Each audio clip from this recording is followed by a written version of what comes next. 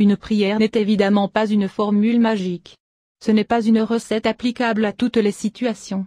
Celles-ci ne sont donc pas des pistes infaillibles que l'on ne pourrait pas ni améliorer ni changer. Mais ce sont des voies spirituelles solides, dans le cas où une personne se trouverait un peu seule, et sans indication biblique pour le combat qu'il a à mener. Il s'agit également d'aider les personnes victimes qui n'auraient pas, pour une raison ou une autre, un homme de Dieu en qui elles auraient confiance. Cela peut également aider la personne de foi qui, se trouvant aux prises avec une personne en proie à ce genre d'esprit, serait le seul recours du moment. Que doit-elle faire? S'enfuir, se mettre à pleurer, ou engager une prière d'autorité? C'est la dernière solution qui s'impose, non? Je demande pardon à l'Éternel des armées pour la faute de mes pères, de mes mères, pour la faute de mon époux, pour la faute de mon épouse.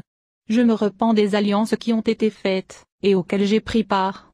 Si je n'ai été ni présent ni impliqué, je demande aussi pardon, car je suis le fils de mes parents, le conjoint de celui qui a pactisé avec les ténèbres. Il est primordial de confesser les péchés d'avortement, d'adultère, de meurtre, de consultation de marabout, les péchés de vol, de mensonge, etc.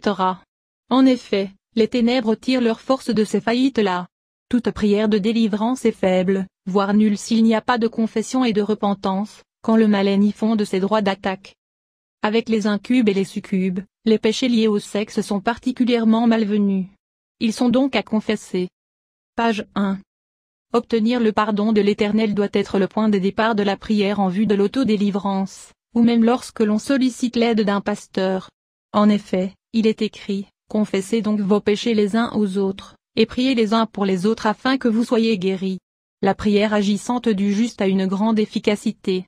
Jacques 5, 16. Il est aussi écrit que celui qui dissimule ses fautes ne réussit pas. Mais celui qui les confesse et les délaisse trouve de la compassion. Proverbe 28, 13. De la compassion auprès de qui? De l'Éternel. Si l'Éternel me pardonne de mes péchés, et de ceux de mes pères, nul autre ne peut retenir une faute contre moi, et voici la conséquence du pardon de mon péché, l'Éternel rend toutes les pierres des autels sataniques pareilles à des pierres de chaux réduites en poussière, les poteaux du dieu Ashéra, les obélisques ne se relèveront pas. Ésaïe 27, 9. Une chose importante doit être soulignée, Dieu a investi certains hommes de Dieu du pouvoir d'exercer la compassion divine dans certains cas, c'est-à-dire de délivrer une personne victime des démons qui le persécutent, sans qu'ils aient auparavant confessé quoi que ce soit. Mais ceci n'est pas le principe de fonctionnement de Dieu. C'est une exception. D'ailleurs, par la suite, ces personnes délivrées doivent néanmoins passer à la confession pour consolider leur fondation, cette délivrance totalement imméritée. Il faut donc se méfier de celui qui dit qu'il n'y a pas besoin par exemple de jeûner, de confesser, de se repentir, pour être guéri ou délivré, que le désir suffit. Cela n'est vrai que dans certaines situations. On ne peut en effet pas faire de cette possibilité qui n'est que l'exception, la base de notre doctrine sur la prière de délivrance. Car les deux versets ci-dessus, et il y en d'autres, montrent bien que la décision d'abandonner. Page 2. Les mauvaises choses, après les avoir confessées, est capitale. Le risque donc dans ce genre de cas, c'est que la personne qui est libérée de son emprise satanique, en étant présent dans une assemblée, ne prenne pas vraiment conscience de la nécessité de changer son cœur. Car la gratuité et la facilité de sa délivrance peuvent laisser croire que tout va bien, et que Dieu n'attend aucun changement dans sa vie, sinon pourquoi l'aurait-il libéré de ce lien? Dans cette situation, le retour en force de l'esprit impur est envisageable. Éternel Dieu, pardonne le péché de ton enfant. Je fais la promesse, puisque tu me laves par le sang de ton agneau, de demeurer fidèle à ta parole. Mais n'épie pas mes fautes, car si tu le fais, je ne survivrai pas. Jésus-Christ, Seigneur de toutes choses, déclare, ce que vous lirez sur la terre sera lié dans les cieux, et ce que vous délirez sur terre sera délié dans le ciel. J'ai reçu de par mon alliance et ma foi en Jésus-Christ le pouvoir de marcher sur les serpents, les scorpions, et de dominer sur toutes les puissances de l'ennemi. Luc 10, 19. Aussi je prends autorité sur toute hauteur, profondeur, sur tout esprit qui est dans les eaux plus bas que terre. Conformément au décret divin prononcé dans le jardin d'Éden, moi, postérité de la femme qui a mangé le fruit défendu, je t'écrase la tête aujourd'hui. Conformément à la vérité révélée à l'apôtre Jean, le serpent qui vomit de l'eau semblable à un fleuve afin d'engloutir la femme a échoué. Ainsi, vous ne pouvez pas me garder prisonnier au fond des fleuves, mers, rivières, océans, des piscines, des lacs ou des étangs. J'assèche les eaux et y retire mon étoile et ma grâce, au nom de Jésus-Christ. Page 2. L'Éternel m'a appelé par son nom, et je suis à lui. Si je traverse les eaux, les fleuves ne me submergeront pas. Ésaïe 43, 2.